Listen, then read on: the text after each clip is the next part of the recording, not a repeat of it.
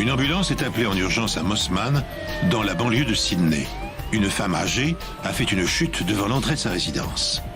Mais ce qui semble être un accident dissimule en fait une explication beaucoup plus sordide.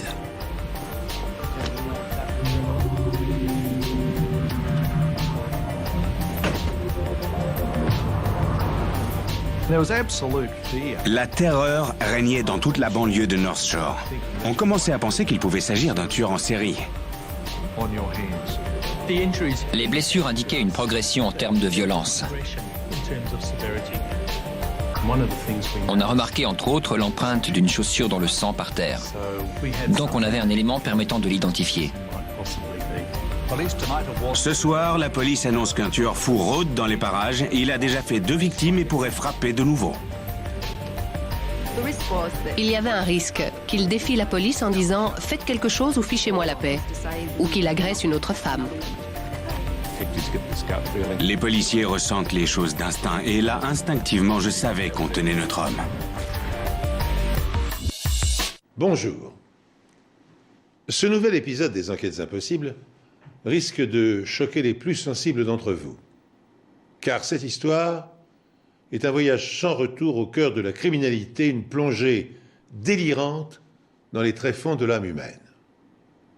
Le 1er mars 1989, à Mossman, dans la banlieue de Sydney, Gwen Mitchell Hill est retrouvée gisante dans une mare de sang à quelques mètres de l'entrée de sa résidence. Quand les voisins appellent une ambulance, les blessures qui mutilent la vieille dame laissent présager du pire.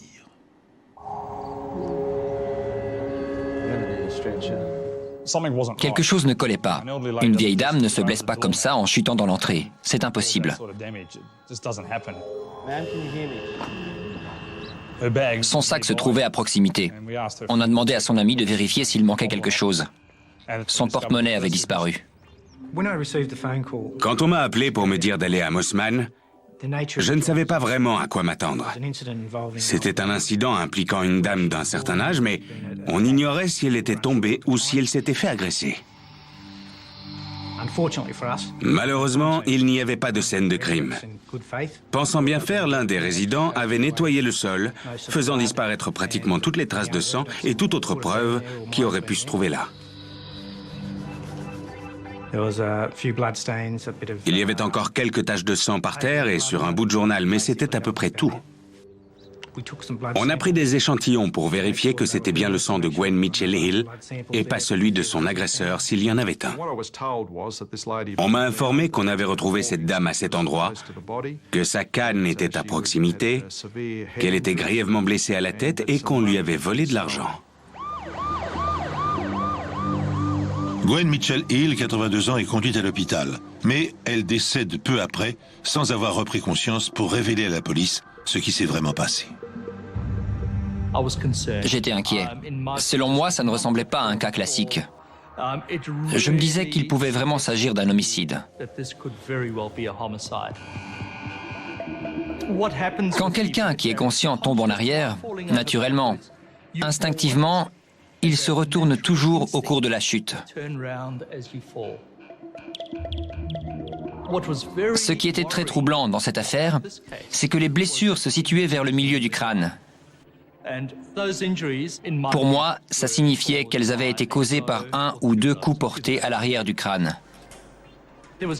Il est évident que rien n'aurait pu causer ces blessures, sinon un coup porté avec un objet contondant, avec beaucoup de détermination et de force.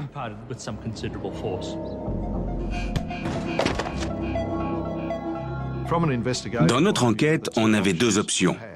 Le meurtrier était soit une personne connue de la victime, soit un inconnu.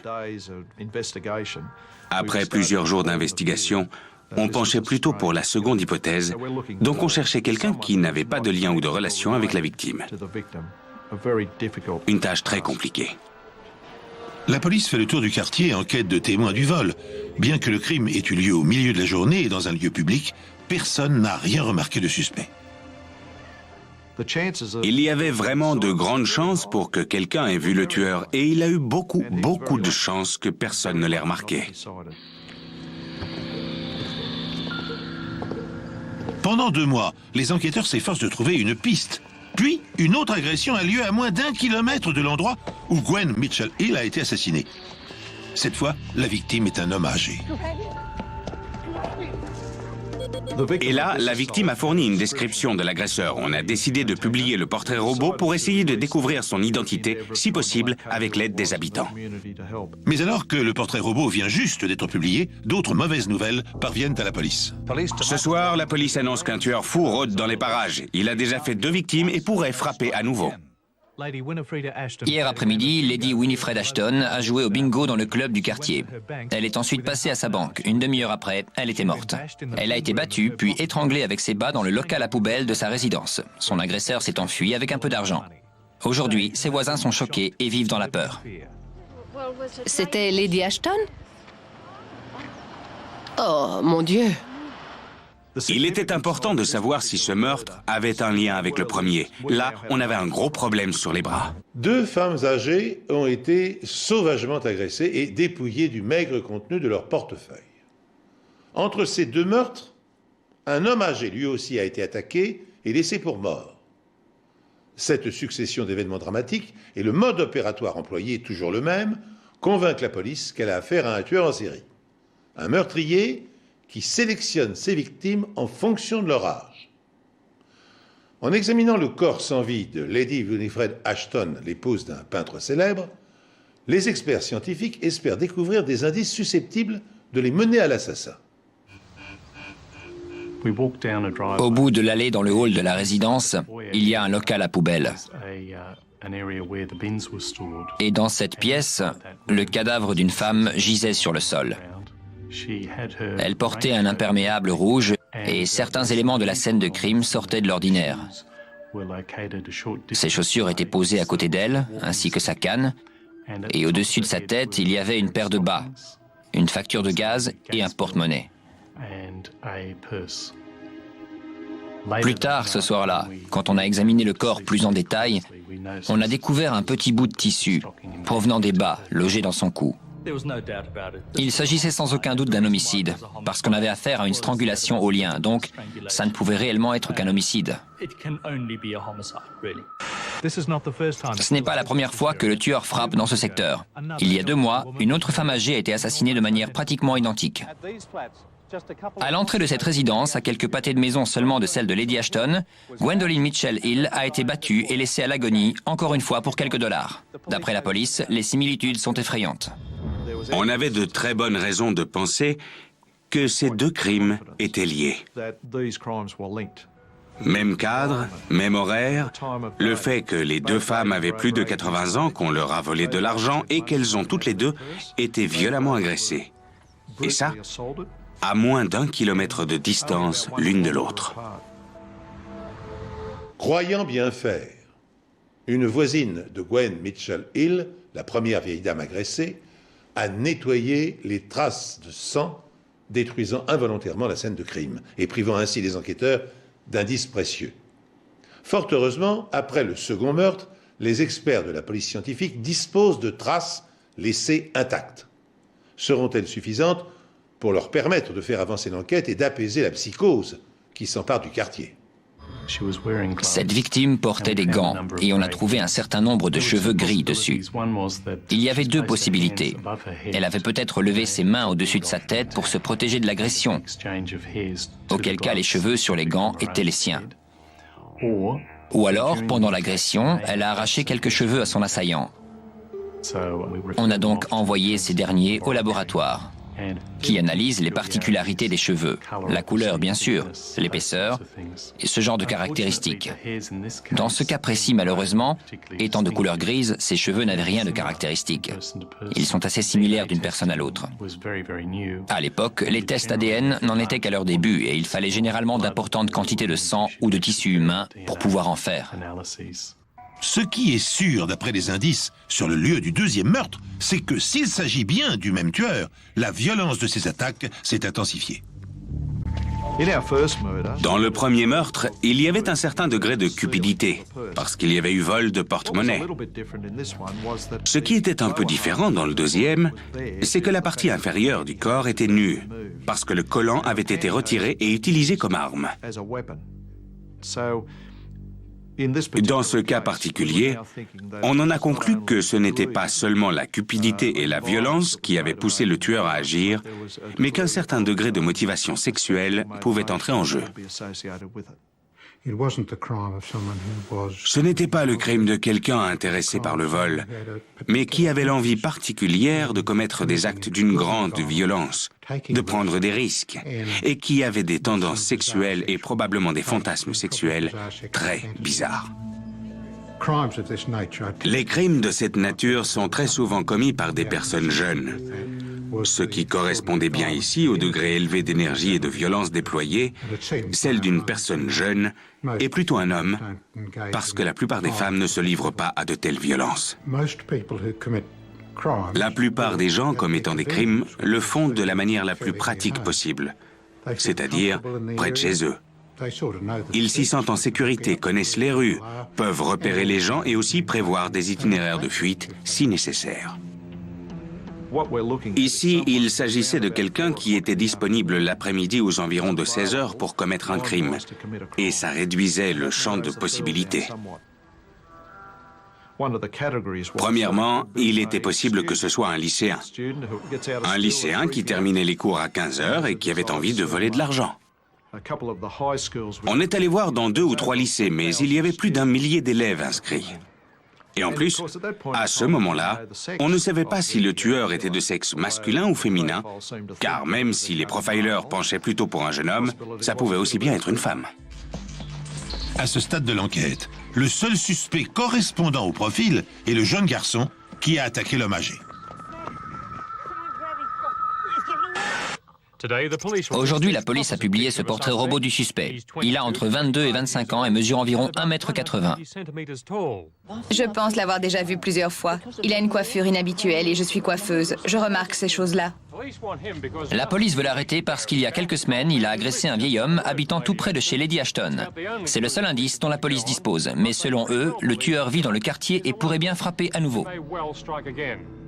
Ce qui est spécifique à chaque tueur en série, c'est le laps de temps psychologique entre chaque meurtre.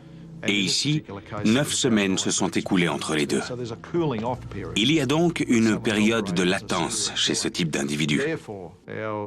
Pour décider ce qu'on allait faire, on s'est donc basé sur le fait que si c'était un tueur en série qui avait commis 2 meurtres, il frapperait une 3e fois. À la suite du meurtre de ces 2 femmes âgées à Mossman dans la banlieue de Sydney, la police est convaincue qu'elle a affaire à un tueur en série. Et à ce moment-là, on signale une nouvelle agression. Doris Cox, résidente de la maison de retraite Garrison située sur Speed Road à Mossman, a été agressée mercredi vers 16 h alors qu'elle marchait dans l'une des allées extérieures de l'établissement. Elle avait de graves blessures au visage et à la tête. Les résidents qui l'ont trouvée ainsi ont d'abord pensé qu'elle était tombée. Une fois de plus, la scène du crime a été nettoyée, cette fois par le personnel de la maison de retraite.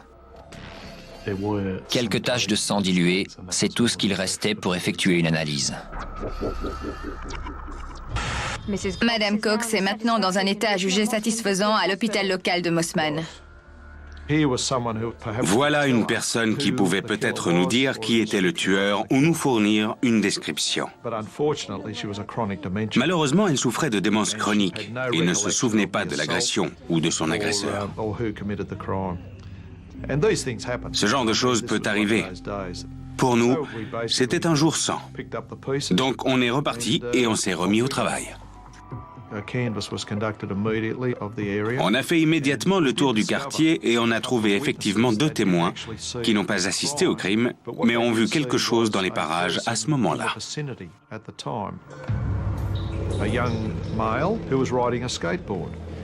Un jeune garçon faisant du skateboard et qui se trouvait sur le même trottoir à seulement quelques mètres du lieu du crime, et à ce moment-là, vers 16 h. À partir de cet instant, on s'est beaucoup intéressé à lui. La police de Sydney veut interroger un jeune skateur concernant l'agression brutale d'une femme à Mossman il y a 3 jours. Il a été vu dans le secteur à ce moment-là et la police pense qu'il peut y avoir un lien avec le meurtre de 2 autres femmes âgées à Mossman il y a quelques mois.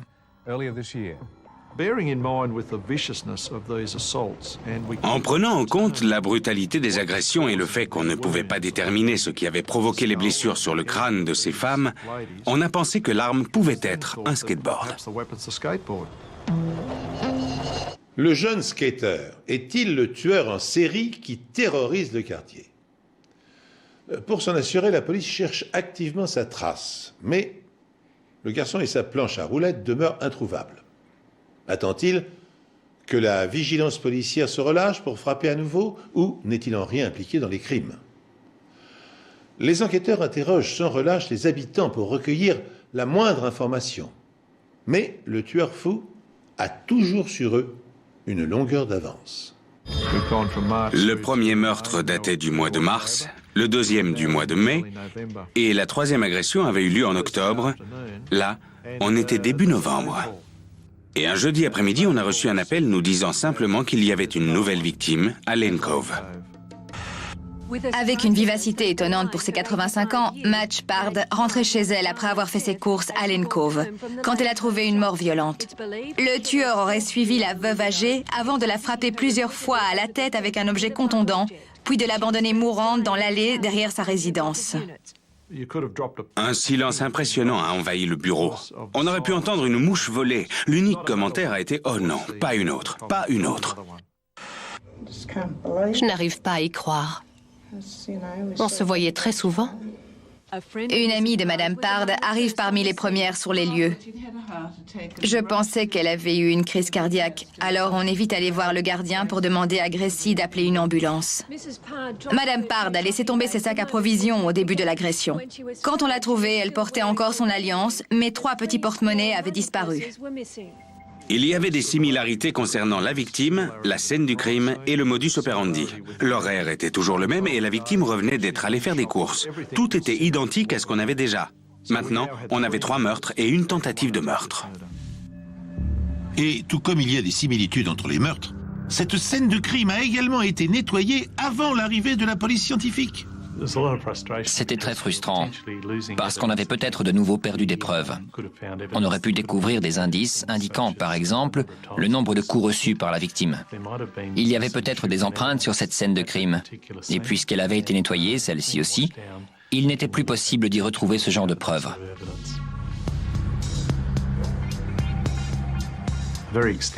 On a examiné très minutieusement le périmètre autour de la scène de crime. Et on a trouvé plusieurs objets, parmi lesquels un tuyau, des haltères et une planche de clôture qui pouvait être l'arme du crime. Même si les blessures étaient graves, il n'y avait pas de fracture sérieuse du crâne, ce qui pouvait signifier que l'objet avec lequel les coups avaient été portés n'était pas très lourd.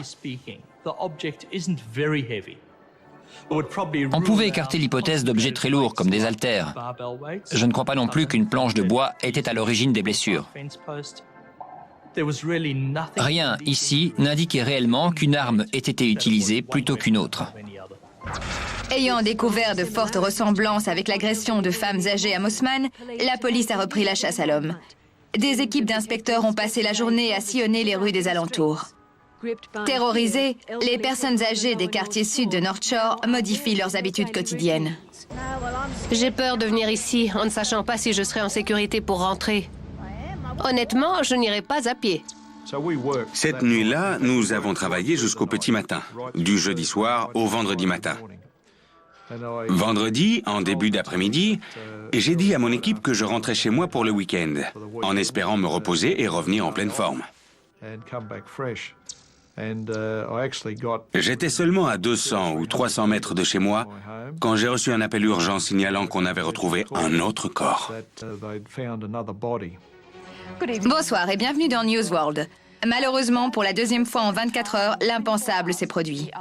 Une autre dame âgée a été assassinée, battue à mort à l'entrée de sa résidence en plein jour. Un monstre rôde dans Sydney et il ne s'attaque qu'aux plus faibles. À ce jour, 4 femmes âgées sont décédées et une autre se trouve encore dans un état critique. Le dernier meurtre a eu lieu ici, à la maison de retraite Wesley Garden, à Belrose, dans la banlieue nord de Sydney. Le personnel a d'abord cru que la victime s'était tuée en tombant. Quand on est arrivé et qu'on a examiné la dernière victime, tout semblait clair. Elle avait été étranglée avec ses bas et on avait touché à son porte-monnaie qui se trouvait à côté d'elle. Apparemment, il manquait de l'argent. Ce soir, des gens bien intentionnés ne pensant pas avoir affaire à un meurtre ont peut-être involontairement altéré une scène de crime. Comme à Lane Cove, hier soir, les preuves ont été nettoyées avant l'arrivée de la police. Je leur ai demandé ce qu'ils pensaient du fait que les bas avaient été noués autour du cou de la victime. Ils ont répondu qu'elle avait peut-être mis ça comme une écharpe pour essayer de se tenir chaud. On pensait qu'il y avait des points communs entre ce meurtre et ceux sur lesquels on enquêtait à North Shore.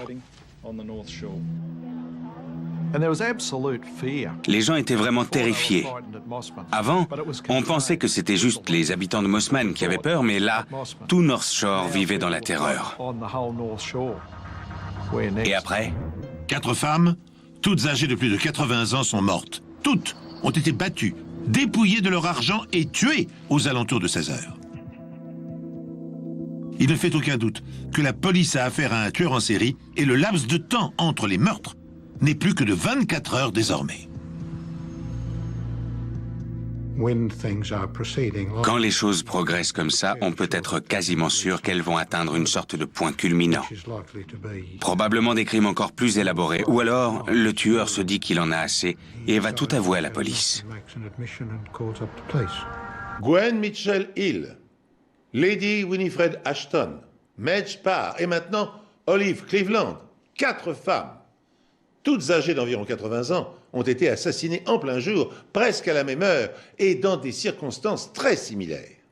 Une 5e, Doris Cox, a été laissée pour morte.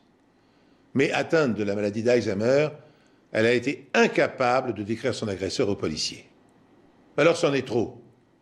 Tandis que les journaux ne parlent plus que du tueur de grand-mère et que les dames âgées de Sydney vivent dans la terreur, l'enquête de la police piétine. Autre facteur d'inquiétude, le laps de temps qui sépare 2 meurtres s'est maintenant réduit à 24 heures. Une véritable course de vitesse s'est engagée entre le monstre et les experts.